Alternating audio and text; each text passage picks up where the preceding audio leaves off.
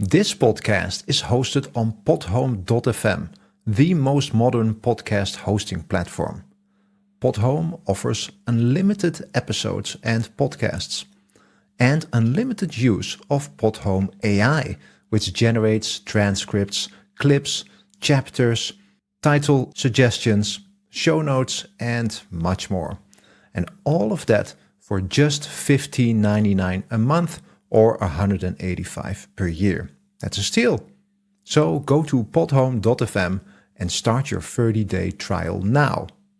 And enjoy the show with Joe. Transmitting live from the Asylum Studios, deep in the bowels of Southwest Texas, it's the Joe Rooz Show. The show where we talk about anything and everything. Where nothing is sacred, nothing is watered down, and nothing is PC. Alrighty, hey folks, it is Tuesday, the 3rd of February, 2026. I am Joe Rooz, and it is great to be with you once again, transmitting from the Asylum and doing the very best we can to bring you the best quality talk radio we could muster without all the bluster. Welcome, welcome, welcome to the Joe Rooz Show. Alrighty. First, before we get anywhere, I owe you guys an apology. I am very, very sorry for two things. Two things. First thing is, missed the show last night. I apologize for that. I started not feeling well Sunday night, and then Monday morning woke up, felt like death warmed over. So I decided to, thought about it for about 15 minutes and then decided, you know what, we're going to have to reschedule our guest for last night, and then we'll do that another night. But I needed to rest, and when I tell you, did I rest? Did I ever rest? Holy hat. I took, I was showered and ready for bed by 8 o'clock, and at 8:30, I got a phone call from my job, an emergency, had to go to work. Yeah. So went to work. By the time I got back from work, I was wide awake and wired. So I got up. I was able to, I stayed up, and I was able to watch the lunar eclipse last night, which started at 3 a.m. and hit its peak at 5:30 a.m. So yeah, I'm tired. And then I worked all day today, and we're here now. So I'm tired. I might be a little cranky. I don't know. We'll find out as the show progresses. We'll see how our guest is. See what kind of mood they put me in. We'll see. But and the other apology is the little hiccup there at the start of the show. I have to take that 60-second timer out, the one that had some music on it, because when I put it together, it was just way too loud, and I keep forgetting to delete it from the queue up. So I apologize for that. But it's better than a couple of weeks ago for those of you who stuck around after one of our shows and realized that I didn't hit the end stream button, and you got to hear myself and the guest whine and moan about everything. So, but thank the Lord that I was able to pull it down fast enough and edit, which I hate. I hate editing, but we weren't going to leave that up. So anyway, it wasn't that bad. Could have been worse. But thanks for being with us tonight, folks. I'm really, really looking forward to talking to our guest tonight because we're going to be talking about a subject that's really, important to me, especially because I deal with a lot of the things that we're going to talk about tonight. And one of the things we're going to be talking about is depression. And I do deal with depression on a regular. It's a difficult thing. Depression is not a trend. Resilience is not a slogan, and survival isn't soft. And tonight's guest has lived with depression since she's 14. She was diagnosed with autism in her 30s. She's beat cancer. She lost her brother to an overdose. She's also a national champion kickboxer. Going to leave it there. So tonight, we are not talking about excuses. We're talking about grit. We're talking about discipline, and we're talking about refusing to not let too tired win. Did I say that right? No, I didn't. I used a double negative. See, I'm paying attention. We're talking about refusing to not let too tired win. But, of course, as always, before we get into it, see, I'm tired, folks, all right? I'm tired. Cut me some slack. But our housekeeping stuff, let's get that out of the way because our guest is waiting for us. So, folks, don't forget to head over to our website, joerooz.com, joerooz.com. When you get over there, look for that contact form. It's up in the upper right corner, the little pancake there. Click that thing. Scroll down, contact us. Click that thing. A little window's going to pop up. Send us over a message. Use the contact form. Let us know what you're thinking. Any questions, comments, cares, or concerns that you might have. Maybe you have a complaint. If you have a complaint, you shouldn't. But if you do, you can leave it there. And, of course, as always, we'll give it the just attention that it deserves. And then if maybe you have a suggestion for a guest, or maybe a topic for discussion that you'd like to have us cover, drop all of that stuff in that contact form and let us know. I'd love to hear from you guys. Also, if you don't want to use the web form, which is fine. I don't like using web forms either. I think all those stupid CAPTCHA things that they insert in these things drive you crazy. But if you don't want to use the web form, totally fine. You could just email me directly at info@joerooz.com, info@joerooz.com. And also, novel idea, folks. Novel idea. I bet nobody's thought about this. There's a comment section down below there on YouTube and is it on YouTube? I think, and on Rumble, which is our home base. Why you're on YouTube still, I don't know, but we like Rumble. So, comment section, leave a comment, let us know what you're thinking. We love to hear from you guys. All right. And again, I say this every show. I'm going to say it again. Rumble is the free speech platform. You need to be on Rumble. It is beautiful here.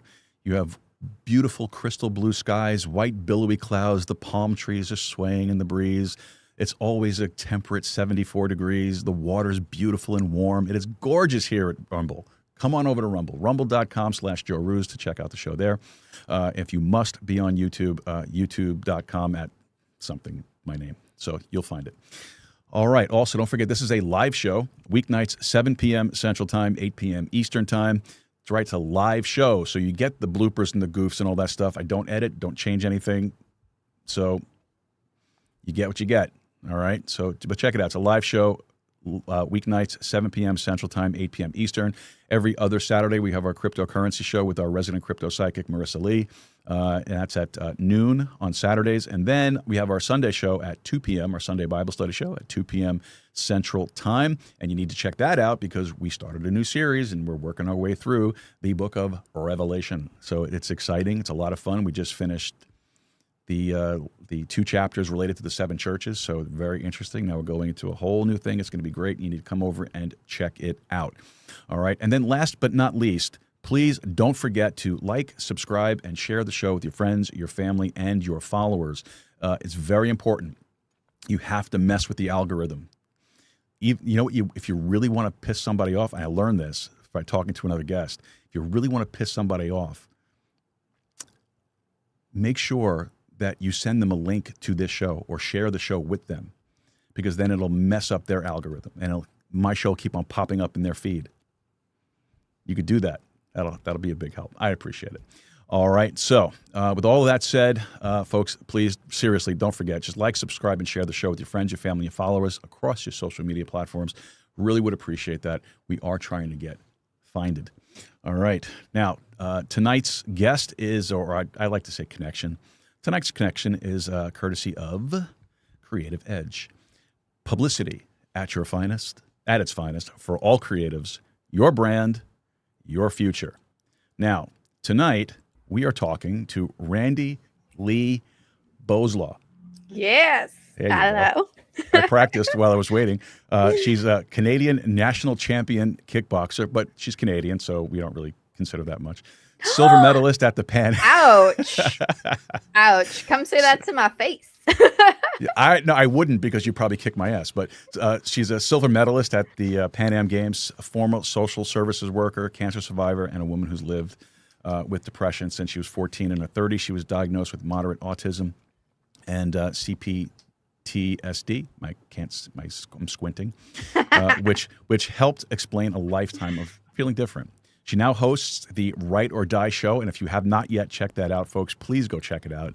It's a hoot. It's a lot of fun. I enjoyed it. I checked out a bunch of her shows, and really enjoyed them. So make sure you go over there and check it out. And she's on YouTube. So head over to YouTube and check her out there.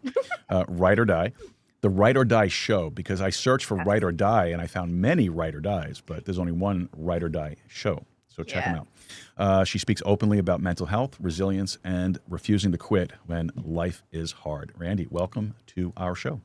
Hello. I don't know how welcome I feel after that Canadian comment. I tease all the Canadians that come on the show. I have to. It's my job. So I see. That's okay. I can take it because we're just so polite here. Yes, disgustingly polite. The lie. True. Very true. The lie is the truth. Yes, we understand that.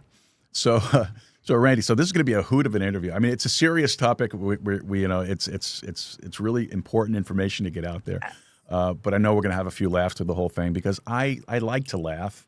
I find laughing is therapeutic, and it makes the night go by fast too. Right? Well, and you said you watched a couple of episodes, and you know that we like to laugh on my show too, even though we talk about very intense things. It's much nicer to bring a little bit of cheer to stuff. Yeah, your most recent show was what, last week, right? Was that the most recent one? Well, actually, I just did one this afternoon. So, because I do live too, all the bloopers and all the stuff, because I also hate editing.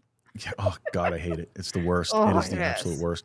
And it more so because I just don't really have the time for it. Because I do have a 40-hour job. I cannot afford to pay somebody to edit my stuff for me. So right, I know. When I first started, I was doing a little bit of edits, and then I'm like, why am I doing this? You could just get it all. It's much more real and fun. Absolutely, I agree with you. And for me also, it goes back to how I started with all this stuff. I started doing stuff like this back in 2015, 2016, somewhere around there. Back up in New York when I was, I'm from New York. I'm not from Texas originally. So before I came to Texas, me and two of my friends, we did a live show, and it was before it was called podcasting. Well, it was called podcasting, but podcasting wasn't popular yet. Okay. So they called it was more internet radio. So it was a live stream over the internet, and so we had a live show, and it's fun. Yeah. I think it's a lot more fun than recording. I do. Me too. I think because do you ever listen to some of these podcasts? I know I'm going to piss somebody off now, but did you ever listen to some of these podcasts where they sound like they're from like an NPR show? Yeah, the ones that they're very, and it's not necessarily a bad thing, but they're so prepared that I'm like, I feel like I'm underprepared because I like to wing it because it feels more natural to me. Absolutely. It's those kind of shows where you can actually hear a pin drop in the background. There's no breathing sounds. Right. You ever notice that? There's no breathing sounds. There's no pause. Let's see. None of that. It's boom, boom, boom, boom, boom. And it's so sterile. I don't like it. But there's clearly people out there that do. Of course, there's an audience for it. We just might not be that audience. Exactly. You can send your comments to Joe Don't Care at joerooz.com. joerooz.com. No, seriously. No, this is not a knock about folks who record their podcasts. I did it for a little while when I first started this one, and it was fine. But I just know me. Yeah. I'm lazy. I'm not going to do it. Yeah, and like you said, time. I've got another job too, and I got kids and a grandkid and dogs and all the whole thing, right? Yeah. So when there's no time to focus on doing the edits the way you want to, and then you have to post it over here and then post it over there, and just live there, it's up, it's done. I walk away. And even with this, I was a little bit lazy too, because when I first started this one, I didn't change my show graphics. I had one static cover art that I would put up there, and I had a guest, and after the show, the guest was like, "Hey, you should have 10,000 followers by now, and you don't. And you want to know why you don't? No, tell me why. Because your graphics suck." He goes, "You need to fix that." He goes, "And you need a social media presence. You don't post anything. You have all these accounts, but you post nothing." Yeah. Because I don't like social media. I'll say I do not change my graphic. I'm bad for that, but I do have a social media presence. So. Nah, I'm slowly building one, but it's only about the show stuff. I don't put too much personal stuff up there because it's nobody's business. Yeah, I mean, I've literally written books about my life, so I have nothing to hide at this point. Yeah, well, I kind of throw my life out there too, like on this, but it's still I'm not a big fan of the social media stuff. Like I call Facebook fake book. Well, yeah, that's what makes it fun. Well, the joy of it is finding puppy and kitty videos, horsey videos. You get the animal stuff. Then it's all good. Then it's worth the effort. Yes. And I like to cook, so I like to look at some of the chef things, And I found a great one. I just can't remember the guy's name right now, but I found a great one last night, and I was like, I want to be like this. He was so laid back and so mellow, and they did a side by side with him and what's the guy's name who's always screaming at everybody? Ramsay? Gordon Ramsay, yeah. Did a side by side between him and Gordon Ramsay making similar dish, and Gordon is screaming. He's taking it from the heat, taking it off the heat, scraping things up and all that stuff. And the other guy's on the other side. He's like, I'm going to try to do the impression. There's no reason to rush. You have to manage your heat. If you're constantly taking your however we said it, from the heat and back over the heat, off the heat, on the heat, off the heat, well, you're not really managing your heat, and you don't understand how heat works. And I was like, I want to be that guy. It's so soothing. I feel like I'm in a yoga class. NPR, yeah, that's NPR. I don't know if you have NPR up there, but down we here probably do, but I just probably don't watch it. It's crazy. It is absolutely crazy. And then so I did that, and then I did social media stuff, and now I do graphics for every show. I change it around. I even did I even did an I'm sick graphic for yesterday's show. Yes, and yes, I will say I use ChatGPT to do that because I can't afford to pay someone to do that for me. Yes, but you're also not selling it, so I mean that's okay. And I have not the skill to do it myself. So there we go. There you go. That's it. So. All right, so before we get into really the meat of the conversation here, let me get this kicked off here with some of our icebreakers, and these are important. I will say this: I did a show not too long ago with a guest, and totally unexpected thing happened. I had a whole thing laid out. I was so excited to talk to this guy. He's a lawyer. He's politically connected. A great guest. I can't wait to talk to this guy about the cases he's working on and all that stuff. Because I was following a lot of the stuff without even realizing it was him. That was, and then I realized I was, he's gonna be on my show. Are you crazy? Are you kidding me? And so he comes on the show, and I asked him the first icebreaker question, and that was the only question that I was able to ask all night. Because, I asked questions related to it, but got nothing as far as the book, the cases, or anything like that. Because he told such a great story about his background, and I think the question was, tell us something about yourself that nobody knows but should. And it was great, and the feedback I got from people that know him. We're like, that was great. Nobody ever asked him a question like that. And it was so nice to hear him talk about himself and how he grew up and all that stuff. And I literally sat there like this. I had a boom mic at the time. So I was like, oh, okay. speak on. Just go ahead. Right?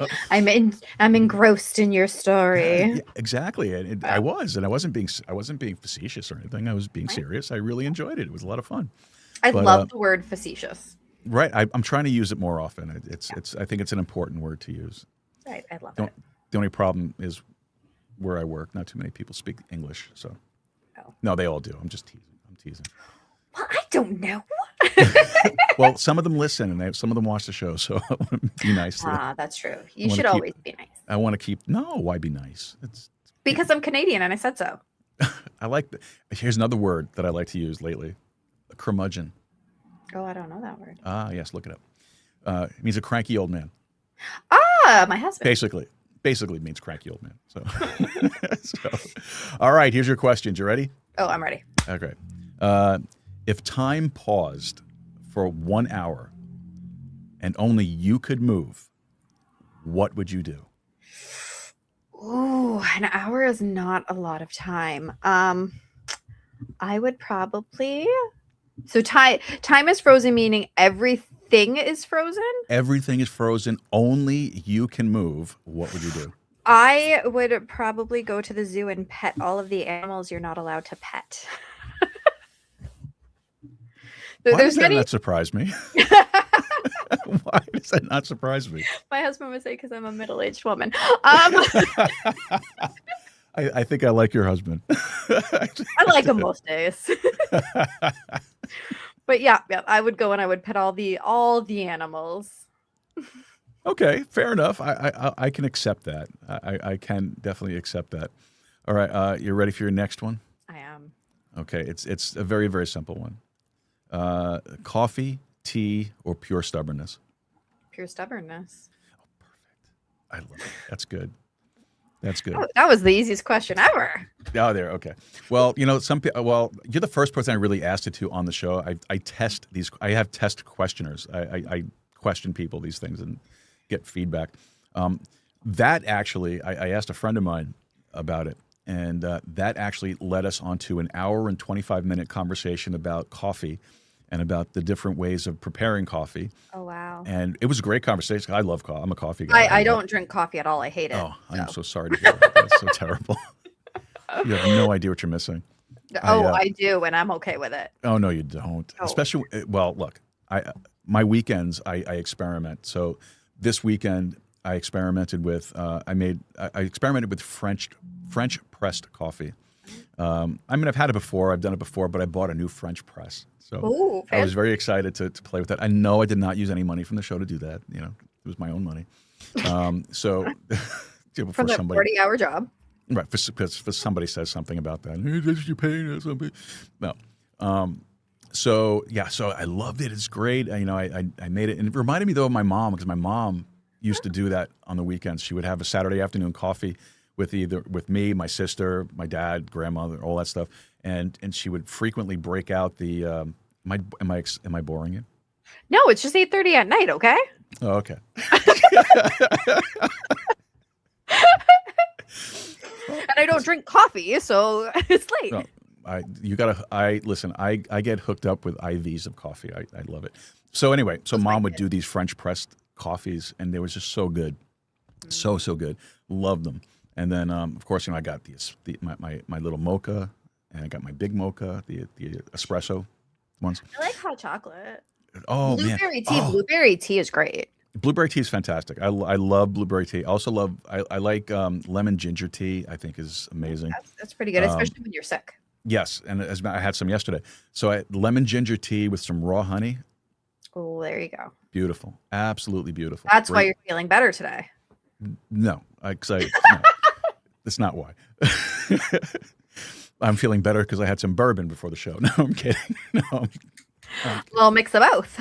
I don't do that before the show. That's not allowed. That's one of two things. Oh, you're waiting for after. That's one of two things that are not allowed before the show.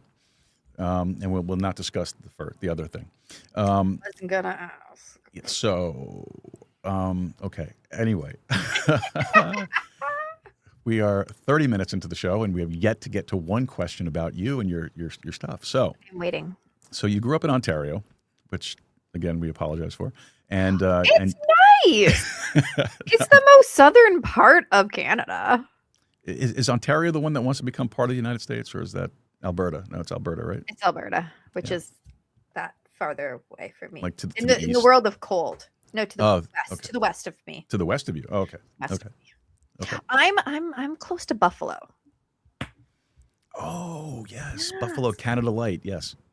Yes, exactly. Yes, Where yes, I yes. love to go shopping because you guys have all the good gluten-free food. We have crap here when it comes to that. So I always have to cross the border. And I'm coming over in a couple weeks actually to go stock up on some soup and lasagna, cookies. Lasagna.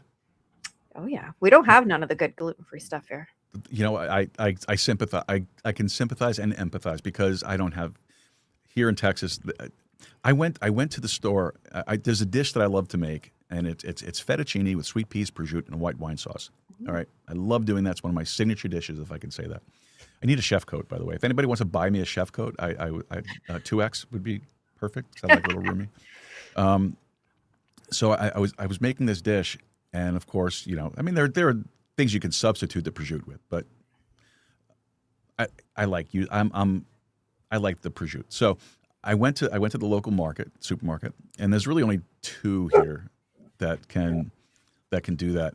That has that, you know, like big stores. Anyway, there are a bunch of smaller things, but so I went there, and I'm looking around, and I'm like, all right, well, I don't see any packaged stuff, which is okay because, you know, the packaged stuff isn't always great. So I go to the deli counter, and I was like, yeah, how you doing? I need a quarter pound of prosciutto, thin sliced.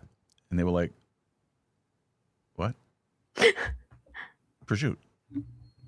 What's prosciutto? Oh dear. My stomach went into a knot. 'Cause I'm a Sicilian. I'm Italian. So you're telling me you don't know what prosciutto is? Oh my God. Oh my God. Aw. Sad So for you. I went from there. I went to another store. They didn't have it either, and I was like, "What am I going to do?" And all right, do you have any guanciale? What? Oh. Pancetta? What was that? Oh my goodness. It's like Italian bacon, but better. Yeah, I know what it is. And it's Right. Well, I'm saying to them, and I'm like, Yes. but can't you use regular bacon? No, no, not the same. not at all. No. So I ran around the second store, and I found. Did you ever see those like breadsticks that are wrapped with the mozzarella cheese and the prosciutto? Some No, places I have don't- it. Yeah, I think Belgioso makes them. But so anyway, I was very surprised that they had them. I bought every pack they had just for the prosciutto to take as much as I needed off of that just to cook with. And Oh my gosh. I can't, you know, so it's hard. And then like I wanted to get, like I was making some this weekend I made some pasta, and I wanted to make a cacio e pepe, and so I needed pecorino romano to do that. Nobody has it. I'm like, I don't know what that is. Never heard of it. pecorino But I also romano. don't like to cook. Like at Oh all. well, I'm an amateur. I'm a professional amateur chef. Yeah, So- no, if I could just have somebody else cook for me all the time, that'd be great. I got you. I'm not I rich got you. though. So Well, yeah, that's okay. But see, cacio e pepe is easy. It's just basically it's just pasta with cheese and pepper. It's really all it is. Oh, It my kid sounds- would like that. no, but it's delicious though. Oh, I love it. It's quick. It's easy. It's. I think it takes longer to make the pasta than it does to actually do the rest of it. Probably. So, but anyway, back to the question. So you grew up in Ontario. You graduated top of your class in community and justice services. What originally pulled you toward helping people? Ooh, so it's actually funny. This wasn't going to be my answer, and yet it just popped into my head. When I was like little, I'm thinking like how, you know, when you're little and have you sleep over with your friends or whatever. I had all my friends would tell me all their problems, and they're like, "You're just like a therapist." I don't know why this memory just popped in. I really don't, but it just did as you asked this question, Okay. and it like so vividly laying on the bed and my friend turning, blah, blah, blah, blah, "Oh, you're like a therapist." Huh, maybe that's what led me to do it. But really, really, by the time I applied to college, every good program was already taken. So I applied for what was open, which was pre-community services at first. And then that was only a 1-year certificate program. So I did the first semester and went, okay, well, this isn't going to get me a job. So I need to figure out. And I didn't want to have to restart stuff. I wanted to see what I could transfer all my credits over to, which was then community and justice services. That's how I ended up there. And then when I was there, originally I was like, ooh, I am going to be a probation officer. That's what I'm going to do. I want to do it, a probation officer.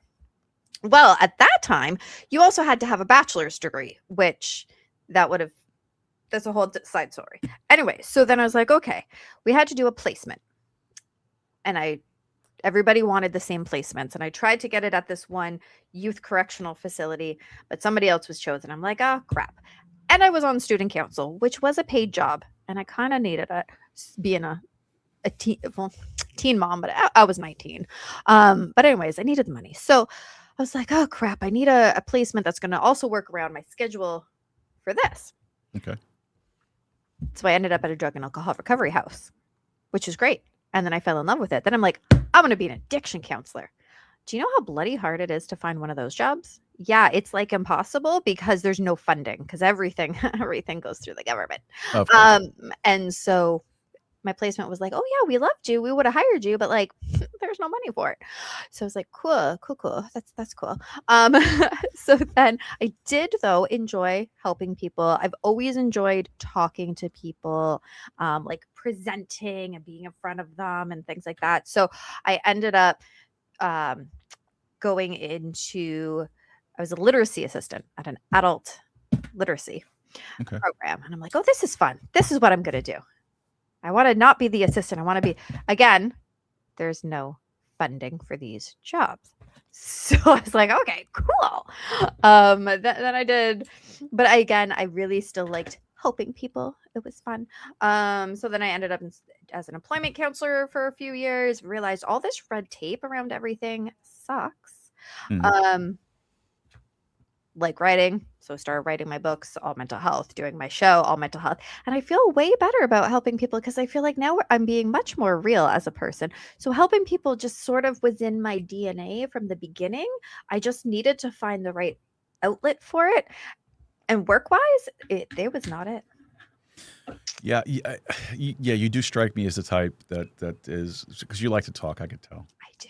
And you have to be able to talk. See, I personally, myself, I am probably the most antisocial person you could possibly imagine. One-on-one is different than like groups, although I still like groups. As long as the group I'm going to, I am intended to speak in front of, then I'm cool. No stage fright. But don't just be like, hey, we're going to this party. And I'm like, hey, where's the dog? I want to pet the dog. Yeah, it's funny you said that because I'm like that too. Wherever I go, if there's a pet in the house, yeah, I would rather sit there and talk to the dog, yeah, than talk to people. Yes, which is interesting considering what I do here. Right, exactly. I got you. Very, very interesting. It's a strange dichotomy, but it seems to work. It seems to work. I totally get it. So. Yeah. So before you ever wrote a book, before you ever spoke publicly, you worked in recovery settings, like you said, social services. What did that experience teach you about addiction and mental health?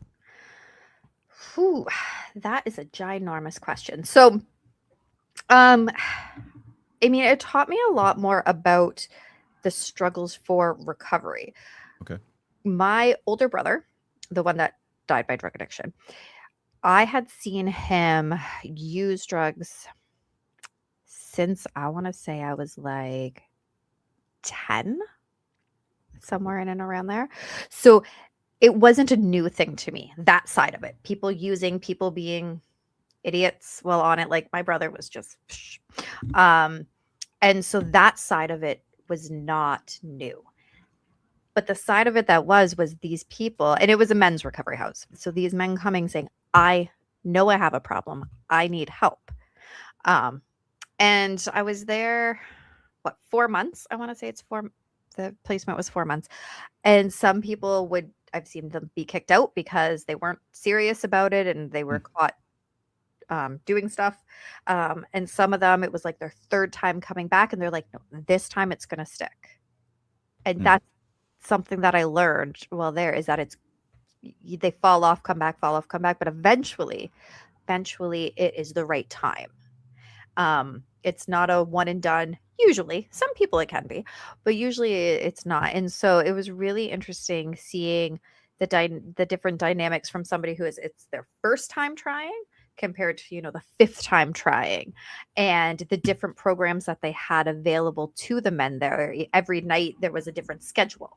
So sometimes it was like a movie, and then they were dissected after. I got to run some of the sessions, which was really cool because they didn't always let student placements do that, but they're like, you're doing so good, you can run one. I'm like, ooh, that's so exciting. So I definitely learned that other side of it, which helped me to kind of understand what the heck it was I grew up with.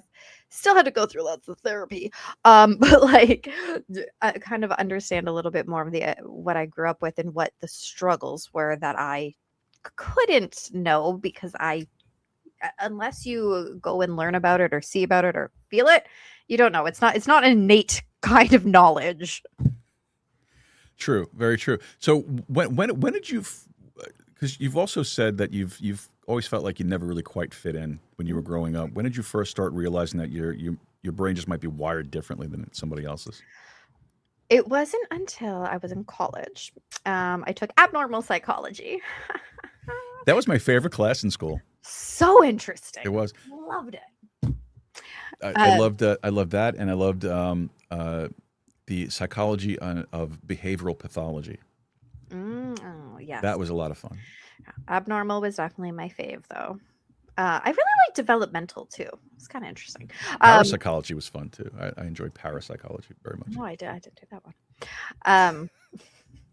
So there was yes, I was trying to remember the question and where it was going with my thoughts. When did you first start realizing your brain was wired different? Right now.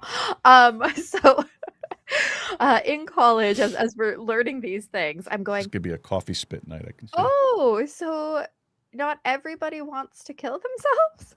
This is such a revelation. This is amazing. Because up until that point, I mean, I just figured that's how everyone was. Because here's the thing. If you don't know any different, you think it's normal.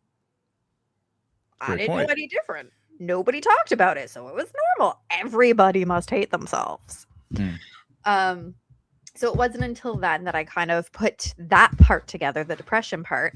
But then it wasn't until even later that I realized. So I knew that I didn't fit in. Like you have that feeling, right? You can't quite put your finger on it, but you're like, you're part of the group, but you're not part of the group, and you're trying to follow along and go, oh yeah, let's go on a date. Why do I want to go on a date right now? Can't I just be at home watching a scary movie or something? Like I don't get it. What is the fascination here with pairing up? That because I mean, in high school, that's the big thing. Everybody needs to pair up, and there's this group and that group. I'm like, I'm gonna go play Barbies. So it wasn't until actually when I think now they call it hooking up, but go ahead. No, dear. So it wasn't until I was in my 30s. My kid, my youngest kid, had already been diagnosed with autism. She looks at me the one day I come out my room. She looks at me and goes, Mom, if I have autism, I got it from you. And just goes back to watching TV like nothing. I was like, huh. Yeah, I think you're right. And that's when I went and got myself diagnosed. But it was basically, so just like that. She just randomly came out and just said that to you. Yeah. That's the wisdom of my crazy daughter. She's not crazy. Crazy is not a bad thing. Okay. Well, I agree with you. There are some people who beg to differ. However, I am crazy and I'm okay with it. It's like Doctor Who said, why be normal? Right? It's way more fun being me. Absolutely. But yeah, so that's kind of how it went. It was always this kind of like, why can't I fit in? Why don't I understand this? Why don't people see things the way I see them, or I can't see them their way? And it wasn't until I was into my adulthood that I was like, oh, okay, well, things make sense now. Yay! So, okay. Well, I think you kind of answered the question already, but I'm going to ask it anyway. So, what made you decide to come out and be more open about your mental health and you know, more public and Yeah. you know what I mean? Okay. I have not answered that actually. That's a Well, totally different story. I modified it. So, Oh, there you go. Which does still involve my kid. So there was one night, she was probably 9 at the time. It's like midnight. She's bawling her eyes out because she was bullied in school, like real hardcore bullying. Um, I'm not going to say that. Anyway. Anyway. we might get through the interview tonight. I don't know. We might, I don't know. So she's crying her eyes out and she's like, why am I so different? Why don't people like me? The whole thing when you're being bullied. And that's when I stopped and I thought to myself, well, apparently I don't talk to her enough about the fact that she's not the only one that has ever experienced this. I've definitely been there. Other people have been there. And in that moment is when I said, okay, you know what? Why are we not talking about this more? Why is this not something that is just commonly shared? Why do we have to be scared to share it? Yeah, And good so point. then I started being obnoxiously loud. You're welcome. Well, you have a good point though. I mean, why hide it? Why put a shield up and cover yourself over? Just accept it, own it, and develop with it. Exactly. There's nothing to be ashamed of. And yet for Absolutely the not. longest time, that's what has been, is that there's been shame associated with it. I mean, way back in the day, if you didn't hide it away, then you were getting put into an insane asylum. So I kind of get that. But Sure. like, we've moved away from that. Yeah. For the most part. Like my son was diagnosed very young with Asperger's, Okay. and you know, but the funny thing is like if you sit down and talk to him, just have a conversation with him, you wouldn't pick that up at all, Mhm. except when he's in a social situation. Then it really shows itself, and that was personally, you know, once you know his mom and I accepted the fact that okay, so our kid has this, which of course you know he got it from her side, so always, you know, let's have fun with it. Yeah. You know, and let's just roll with it. Just enjoy it. You know, if you could, you know what I mean by enjoy it. Yeah. You know, it's Embrace it. exactly. Why hide behind it? Why shelter yourself with it? Yeah. Don't use it as an excuse. And that was something I had to teach him. Also. I am still teaching mine. Yeah. It's a hard one. And how old is your daughter now, if you don't mind? 19.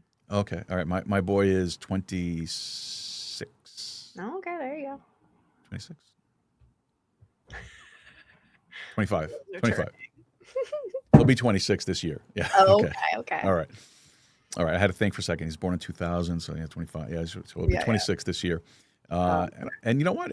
I'm super proud of him. He's done such a great job. You know, he's grown up to be a fine young man, and I'm incredibly proud of him. He did a great job for himself. Just wow.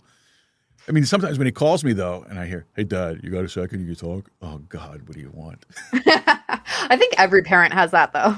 Yeah. Well, he and I'm sure he's listening because he tells me he listens every now and then. So Matt, I love you, pal, no matter what.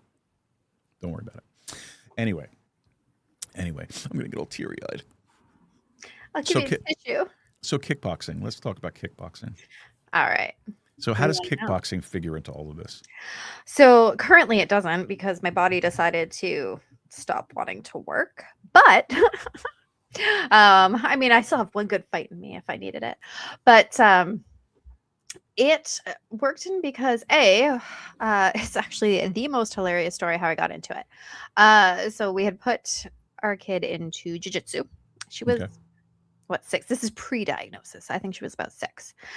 And during her class, there was a cardio kickboxing class happening. And I said to my husband, I go, those ladies there, they have really nice butts. I want to have a really nice butt. I'm gonna try that class. Turns out they're actually runners too, and so the really nice butt comes from running, not kickboxing. Just throwing that out there.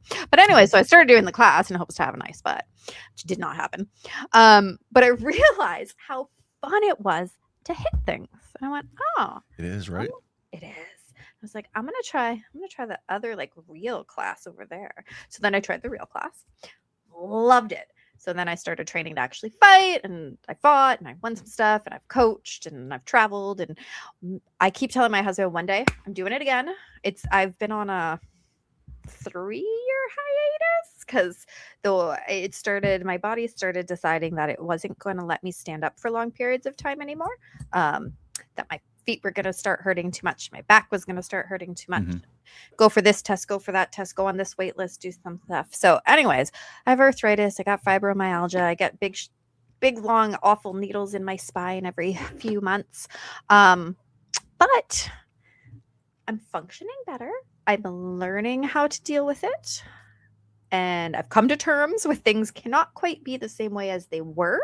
And I need to train in a different way. And I have been attempting to get back into it. I have my equipment still. So actually last week I put on my gloves and everything. I started punching and I was like, oh, I still have the speed. Excellent. I've still got this. Still got the snap too when you hit the bag? Yep. Still got that. So, I mean, it's a work in progress to get back to it, but it factored in because I wanted a nice butt. And then it really is fun to hit stuff and get it out.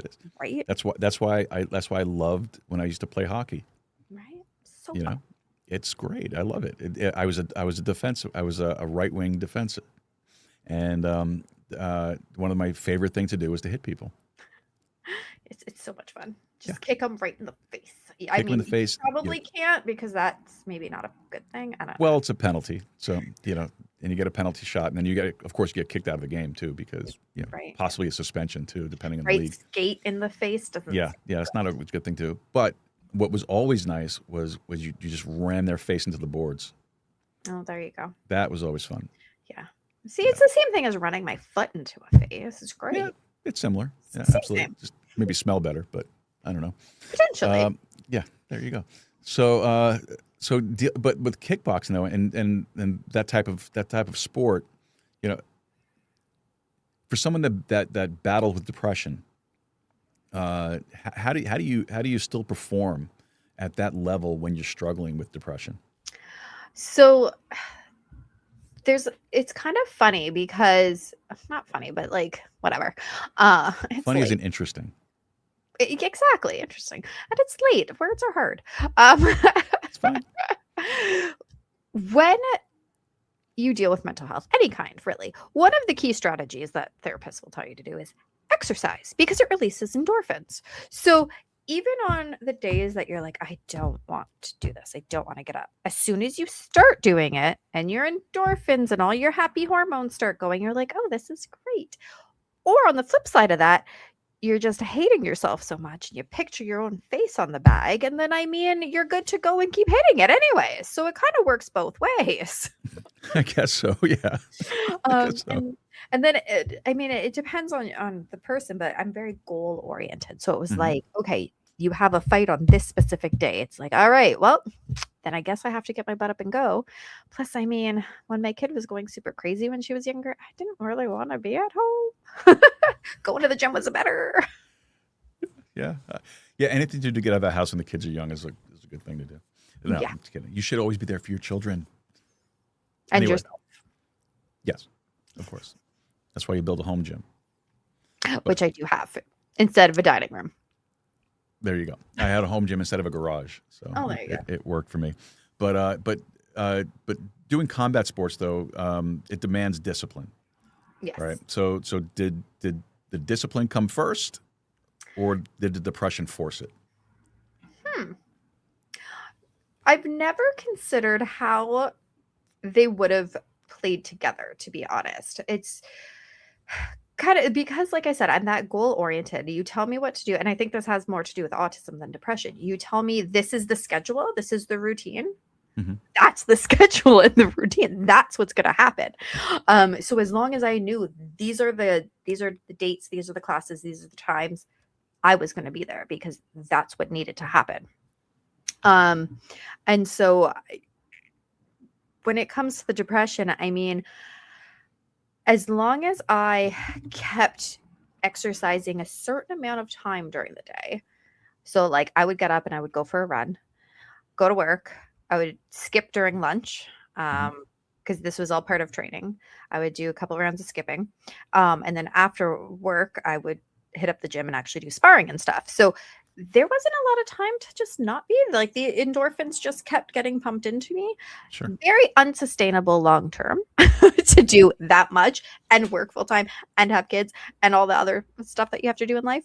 And then so eventually it was antidepressants. They're wonderful. Yeah. So I did my bout with antidepressants. I went through a period recently where I went through like a year and a half, 2 years where everything just fell apart, just lost everything, and took it really bad. And so in addition to the antidepressants that my doctor threw me on, I decided to supplement that with bourbon.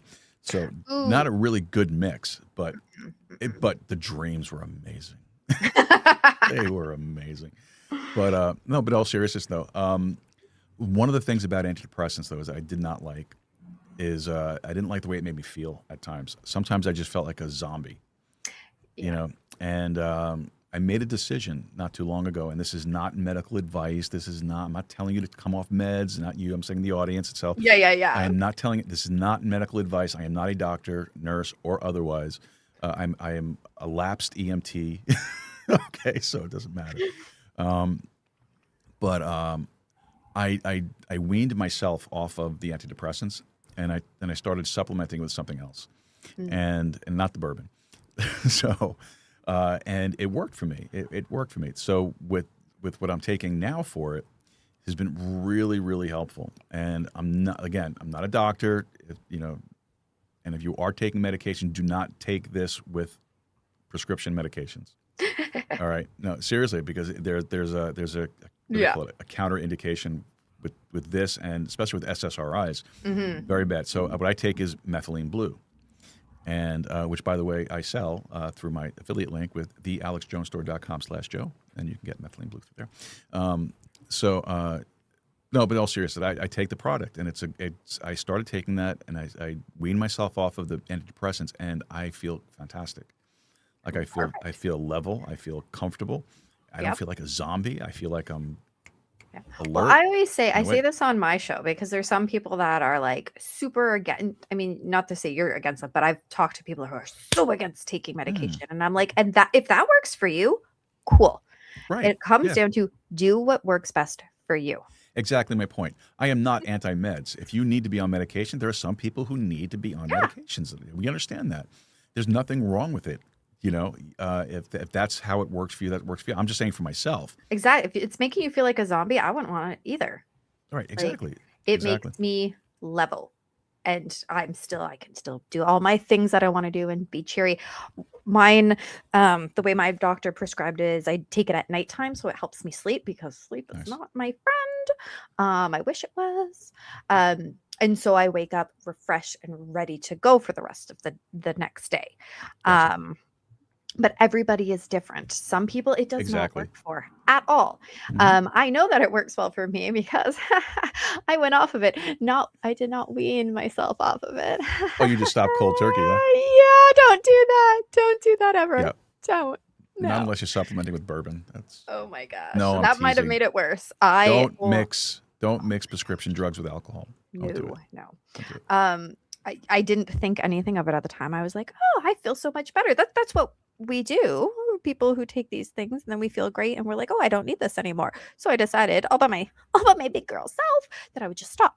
I was so sick, like so sick. I didn't even clue in until years later when my husband pointed it out. Actually, he goes, you were going through withdrawal. I'm like, oh my gosh, yeah, that would have been what it is. And it was really gross, so I'm not going to describe it, but it was awful, and don't do it. If you're going to go off of it, do it properly, wean off of it, talk to a medical professional, but like don't just decide to stop. So anyways, get off of it all by my big girl self, and the depressant hits back so hard, and I'm like, oh, so I felt good because I had that. Yeah. So I eventually went back on it. But again, I say do what works for you. So it's not just medication. It's the medication with therapy, with exercise, with proper sleep, you know, all of the different things. There is no one magical thing that's going to make it happen. There's tools, and you have to, I hate analogies, but whatever. No, I love analogies. I don't like cliches, but it's the toolbox, right? You have to have all the different things that you can use, and that's just one of them. Yeah, I know I know exactly what you mean too, because when I was weaning myself off, even though I was weaning off, it wasn't like I didn't stop cold turkey. Believe me, I still had, in that in between period when I took the last of the prescription medication and I just started taking the other product, there was that period of time there where it was bad. You did not want to be around me because I was so down, I was so depressed, and I would tell people, ignore whatever comes out of my mouth. Yeah. All right, I'm not going to do anything. I am not stupid. I'm just it just makes me feel better to say it instead of letting it sit in my head. Yes. Yeah. Exactly. So just deal with it, please. Yeah. And some people understood that, some people don't. But the great thing is that when you get like that, you can tell people off and hide behind it. Probably did. And then you hide behind it and say, no, it was just, I'm sorry. It wasn't me. It was. Right. It was the circumstances. Yes. And maybe we will edit that part out so I can keep using it without people knowing. No, I'm kidding. Nobody I know watches the show except one or two people. So, and I'm always nice to them. All right. So I'm looking at the clock here. We are way up against the clock, and we did not even talk about your book yet. So let's do that. All right. Yes, I know. This is we had too much of a fun time. Yes. Okay. Well, we knew that was going to happen. So right, Goodbye Too Soon. Yes. That's your book, and it centers on the loss of your brother to overdose. What made you decide to revisit that story 5 years later instead of leaving it just as it was? Yeah, so this is an addition to, Goodbye Too Soon, A Family's Lost by Drug Overdose. I added the subtitle so people knew that it was a little bit different than the first one. So a couple of reasons. It was actually Mickey from Creative Edge that was like, hey, what about re-releasing this? Because I told him I have this genius idea to make a movie out of it. Okay. And he's like, well, you're going to need to bring it back up again because it's been a while. People forgot about it. I'm like, oh, okay. So he's like, so you need 10 to 20% new content. I go, okay, I could do this. 50% new content. Wow. So a heck of a lot more. Because once I started digging into it, I was like, this needs more research and that needs more research. This needs more emotion. I added pictures. So there is a ton more information in it, so I'm so glad that I did it. Not just because I do want to make a movie out of it, but because there's so much more to the story and to help other people understand what addiction is. So there is entire chapters that are about what is addiction, what are the risk factors. And then there's a whole chapter that I expanded exponentially on the coping strategies of when you lose somebody to an addiction. And it really centers on, so it's for family members of somebody who's lost somebody from addiction, whether that person's still alive or they have actually died, because we lose them long before. And it goes from when I get the phone call that he's dead, planning the funeral up to burying and coping. And then throughout it, like I said, there's research in there to help us understand, because I didn't understand anything until I started taking classes and things. And so most, the general public doesn't understand what it is, which is fine because that's just normal. But they need to understand what it is so that they can have compassion, not only for the person with the addiction, but for themselves and with the boundaries that we have to end up putting in place to protect ourselves from what's happening as well. So that's my super condensed version for you. Well, you did great because, see, I don't know how you do your show, but I structure my questions. So I wanted to tell a little bit of a story as to how we got to the extended version. but you did it. That's great, and that's great. But one thing though, in the expanded edition of your book, you talk about setting boundaries and loving from a distance. Now that's something that a lot of families struggle with. So what did it actually look like for you in real life? Yeah. So my brother used to love to say, hey, can I have It's always I want, I have, I need for him. And so eventually it came to the point where I went, first off, I'm a struggling single mom college student. I ain't got nothing to give you, right? By the time he was asking me for stuff and having an infant at home, I'm like, no, I don't think so. So it looked like finally taking care of me. So basically going, no, I'm not giving you money. No, you're not coming over. No, I'm not doing this.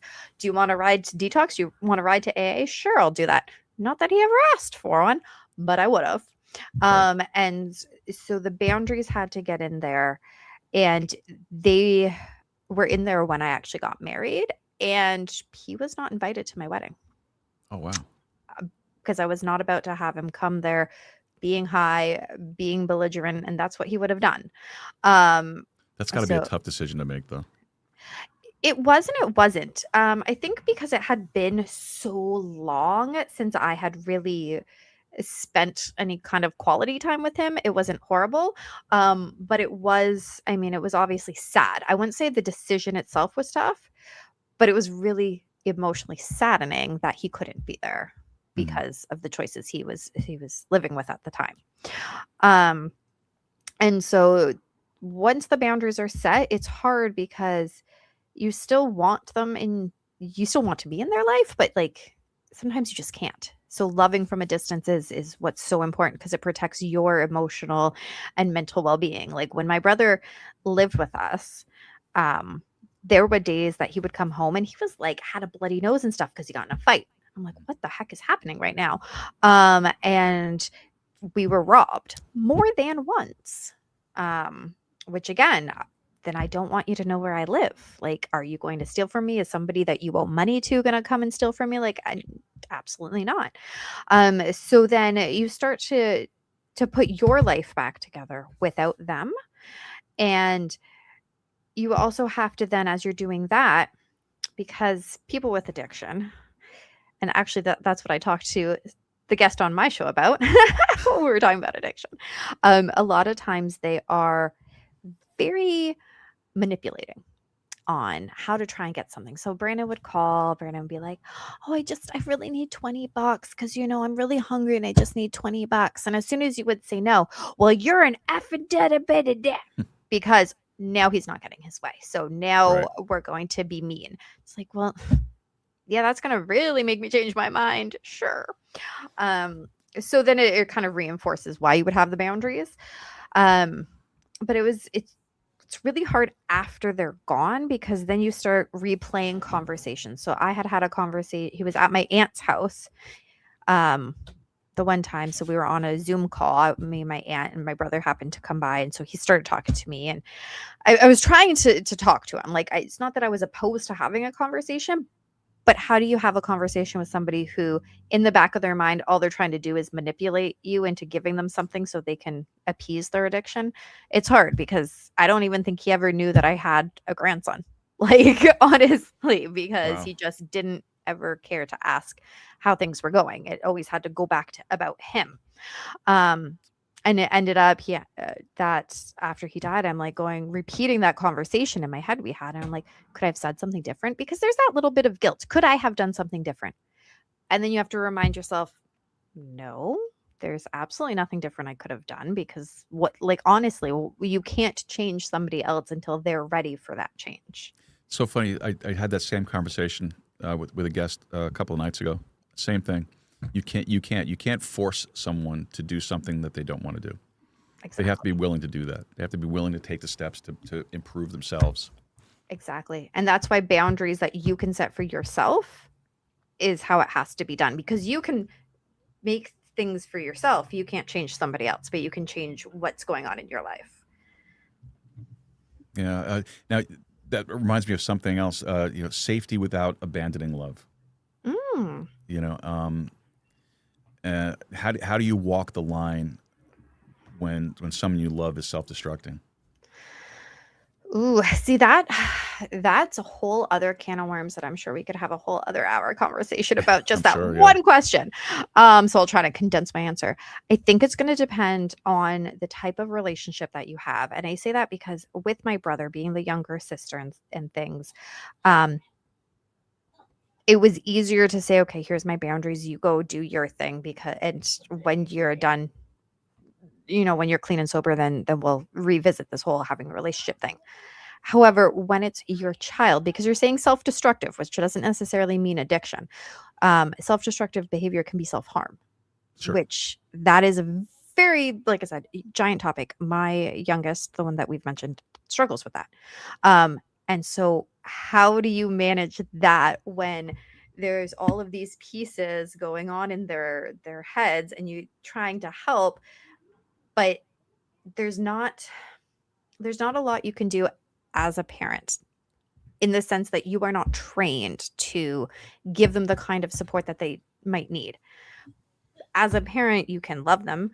You can go and find them other supports. And actually, just before we had this show, we had a big meltdown conversation, leading to, we are finding a new therapist. And that's what it is trying to make the hard decisions of, okay, well, we need to go to therapy, or you need to go to do this. So I think, when it comes to self-destructive behavior, you have to look at what that behavior is. Is it an addiction that is threatening your own sanity or safety? Right. Or is it a self-harming where potentially you can help them by being closer to them? Mm-hmm. So it really, there's so many circumstances with the way that you worded that question. Tricky. But yeah, you need to look at all the different components and types of relationships and what kind of actual support you could potentially give the person. And the best support might be cutting off that support. I agree with you. I know some people, not family or anything like that with me, but I know people who have struggled with self-destructive behavior, whether it's drugs, alcohol, whether it's just self-harm. It is very hard to set those boundaries. Mm-hmm. And I'm saying, as somebody as outside the family, somebody as a friend, it's hard to set those boundaries. I can't even imagine how it would be in the family setting to try to do that without it coming across as that you're turning your back on them and walking away from them and leaving them to their own devices. Oh my gosh. There were so many times that my grandma would berate us. So when we had moved from one city to another city when I was in high school, my brother was in jail at the time. He had gotten out. He was in there for about a year, I want to say. He had gotten out. My mom's like, we are absolutely not telling him where we live. My mom rented him a room, and, he can stay there. We will support him there, but he absolutely is not coming here. Her ex-husband was, gotta be his friend. They actually got married while he was in jail. I gotta be his friend or whatever. Yeah, he can come over. It's totally fine. He was also an alcoholic. And so Brandon ended up at our house and ended up moving in and ended up upending your entire life and everything else, and the yelling and all the fun stuff that comes along with it. So it really is tricky to make those decisions and set those boundaries, because other people have to respect them as well. Because like my mom was attempting to set a boundary. She wasn't as strong-willed as I am.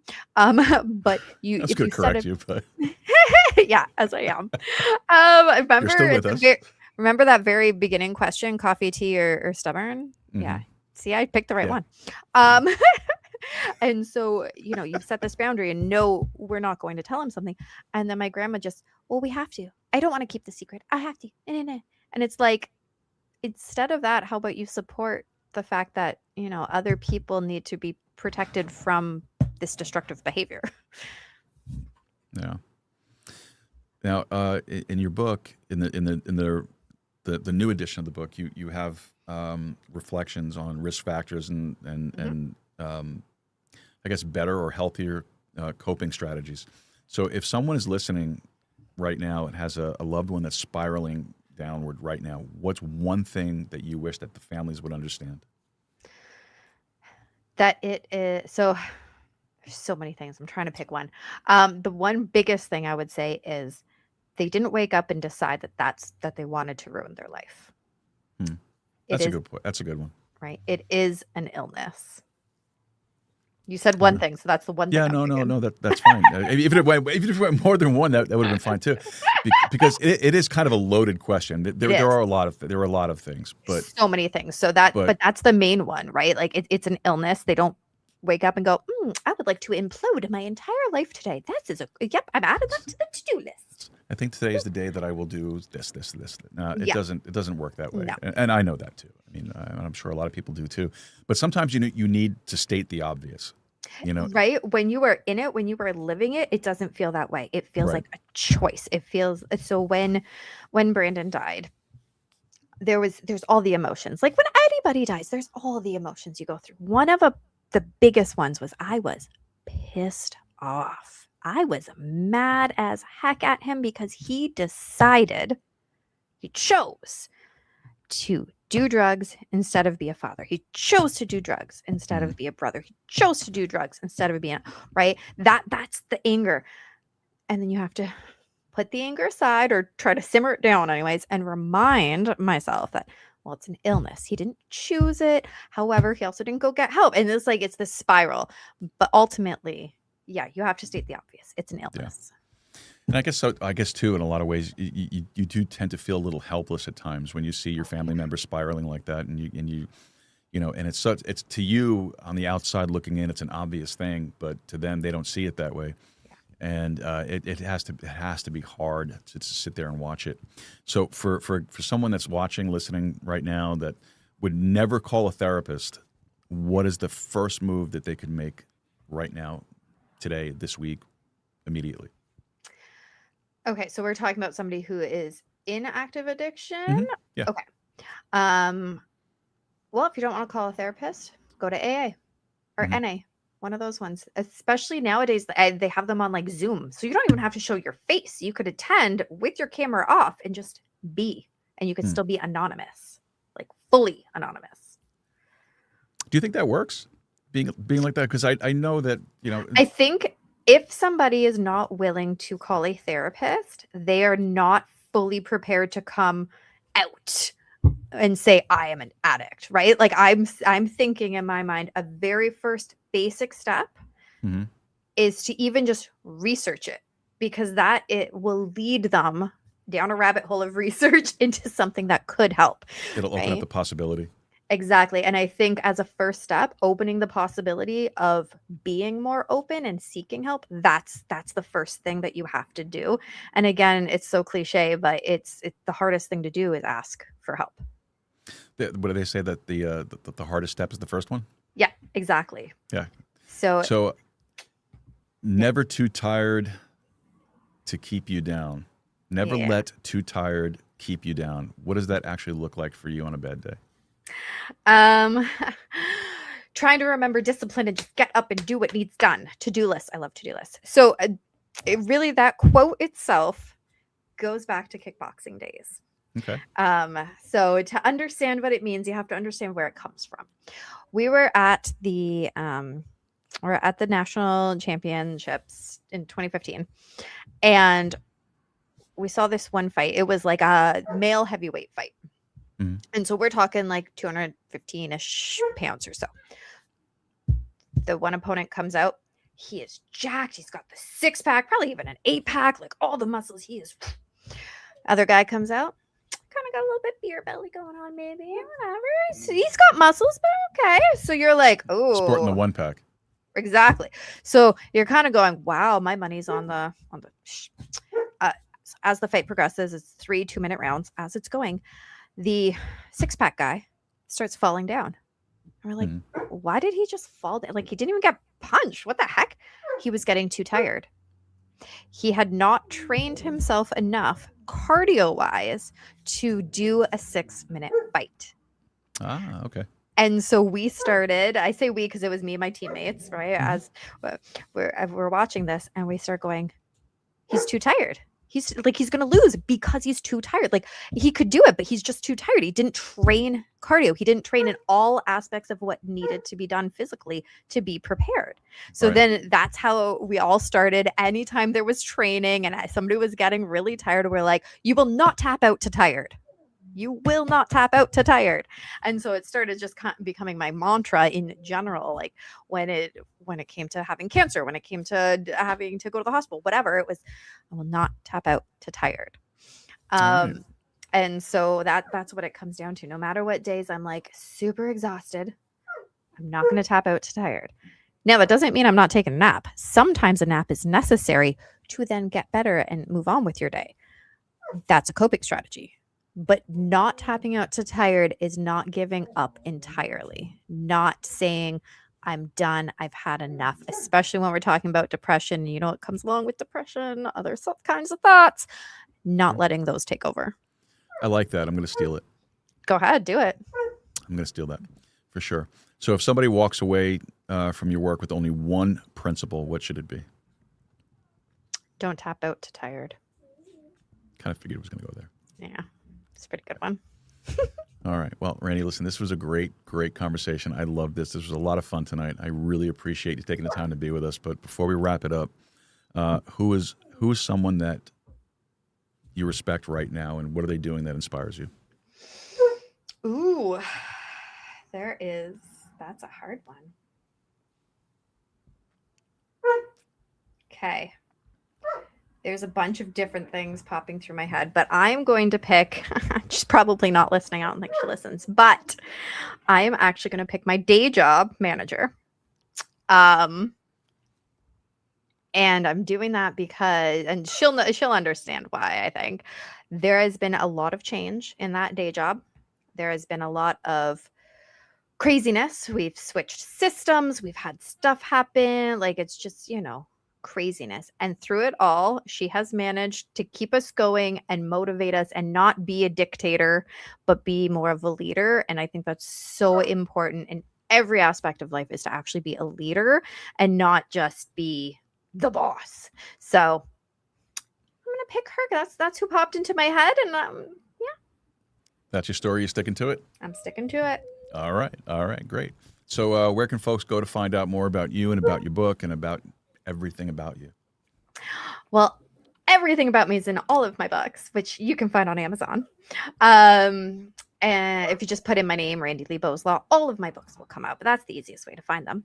My website is rbwriting.ca, which then will link you to either all the books or all the socials. I'm on Facebook, Instagram, TikTok, YouTube, all the podcast platforms too. You can listen on any of those. And on Substack, I am starting to actually be more consistent on Substack.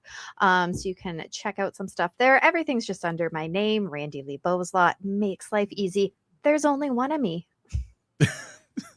The world can't handle more than one. Yes, when the Lord made you, he broke the mold. Yeah. So he wouldn't make the same mistake twice. No. Ouch, hurt my feeling. It's okay. I'm Canadian. I forgive you. That's okay. That's all right. I used to say it to my daughter. Something my husband would totally say. I think all guys are the same. Yes, you're all kind of mean. You're not mean. It's tough love. There you go. Mm-hmm. Call it whatever you want, and a pretty bow would still being mean. All right. Well, I'll let you have the last word on that one. All right. So, Randi, again, thank you. This was great. I really appreciate you being here tonight. I know it's late up there in the north there for you, but I'm going to throw you backstage, and I'm going to wrap this baby up, and I'll come back and we'll say our goodbyes. And again, this was great, folks. Make sure you head over to rbwriting.ca, check out Randi and all her work, and buy her book. And let's make her some money here. All right, these things aren't cheap. And she wants to make a movie, so book sales help. Yeah, very much not cheap. Okay, and the book sales help. So. Oh yes. Okay, all right, folks. Randi, thank you. I do appreciate it, and I'll see you backstage in a minute. All right, folks. Randi-Lee Bowslaugh. See, I waited to take her off screen before I tried to say it this way. I wouldn't see the dirty look from not saying it properly. So, folks, great stuff, important stuff. And another important thing that we have to deal with right now is taxes. It is tax season. And the folks over at Diamond Dynasty Tax Group Legacy want to help you take the stress out of tax preparation and also help you maximize the return that you get. So give them a call. I was going to say head over to their site. I don't have a website for them, but they do have a phone number. You can call them at 830-867-7106, 830-867-7106. Look, when we bought the asylum, I tell you the story all the time. When we bought the asylum, we did renovations. We built the studio. I had a folder this thick of receipts, and they sorted through every single one of them. And they did a fantastic job in making sure everything was done properly. So check them out. 830-867-7106. It's 830-867-7106. Give them a call, set up a consultation, let them help you. You don't have to live here in Eagle Pass to use their services. They can help you wherever you are, except Canada. They can do it for you here. Okay? So make sure you check them out, 830-867-7106, and please tell them that you heard it here on the Joe Rooz Show. We would like to get some kind of credit for doing the plug. All right? All righty. And don't forget, taxation is theft. Let's see what else we got here. Shout-outs. All right. Well, folks, it's that time. So shout-outs, of course, to our executive producers, Wayne Rankin, Rosanna Rankin, Carolina Jimenez, Marissa Lee, and the inestimable Anonymous Angela. Thank you guys so much for all the work and the effort that you put into getting this show put together for us each and every day. Now, folks, these friends, these producers of ours, they donate their time. They call it the 3 T's: their time, their talent, and their treasure. The 3 T's. All right, and it's very, very simple to do. It's also part of the value for value model that we follow, and that is very simply this: if you are receiving anything of value from the content that we're putting out, all we're asking is that you return that value in the form of a donation, and again, your time, your talent, or your treasure. Okay, very simple to do. Just head over to our website, joerooz.com/support, joerooz.com/support, and you can see all the different ways that you can help us out. You can do a one-time donation in any amount, a recurring donation in any amount. You could do sign up as one of our producers. The associate producer is $17.76 a month. That's the associate producer. Producer is $18.36 a month, and of course, executive producer is $25 a month or more. All the producers get the shout out on every single show that we do. They get included in all our show notes, get included in all the emails that we go out for the show. All of that information, your name is on it because you are producing the show by your contributions of your time, your talent, and your treasure. And the executive producers get an added perk. They get to come on the show with us and spend an hour. And it's always a lot of fun. That's why we do our usual Wednesday with Wayne segment. And yes, Wayne will be here tomorrow night, 8 p.m. Central Time. So make sure you are available for that. Check it out. And we're going to find out all the great things going up there in the People's Republic of Washington State. So check it out. All right. So you can get involved with that too. Just very simply go to the website, joerooz.com/support, and find out the best way you can do it. As long as you have the means to do it, don't put yourself in debt to do it. If you can, we appreciate it. If you can't, there are other ways to do it too. So we appreciate it all. All right. All right. Look, folks, resilience isn't loud. It's not a motivational quote. It's not a hashtag. It's waking up even when you don't feel like it. It's loving someone who won't save themselves. It's choosing discipline over self-pity. It's stepping into the ring, whether that ring is literal or internal, and then deciding that you're not done. You don't have to be perfect. You don't have to feel strong, but you do have to keep going. And if tonight's conversation hit home with you, share it. Someone that you know might be fighting a very quiet battle, something you don't know about. All right. All right, folks. I think that should just about do it for us for tonight. So, once again, thank you for taking the time to be with us. Don't forget to head over to the website, joerooz.com, joerooz.com. Contact section, send us over a message, let us know what you think. Appreciate your comments. Also, leave us a good review, and we appreciate those. All right, folks, make Texas independent again. Go podcasting. Keep a steady stride, and more importantly, keep talking. We'll see you guys tomorrow night.